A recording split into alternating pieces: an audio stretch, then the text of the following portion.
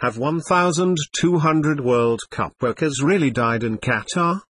The scandal surrounding corruption within world football's governing body, FIFA, has focused fresh attention on the workers who have died building stadiums in Qatar for the 2022 World Cup. The figure of 1,200 deaths is often cited, but how reliable is it? Living and working conditions for some migrants in Qatar are appalling. Long hours, in the blazing heat, low pay and squalid dormitories, are a daily ordeal for thousands, and they cannot leave without an exit visa. Qatar is clearly worried about stories getting out about the workers suffering.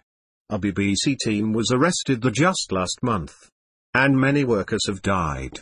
A graphic published last week in the Washington Post, now doing the rounds on social media, contrasts the relatively small numbers who died building facilities for other recent international sporting competitions, from the Beijing Olympics to the Brazil World Cup, with the 1,200 said to have died already in Qatar.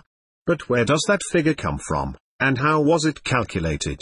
It was first published in 2013 in a report by the International Trades Union Confederation, called the Case Against Qatar. The ITUC went to the embassies of Nepal and India, two countries which are the source of many of the migrant workers who go to Qatar.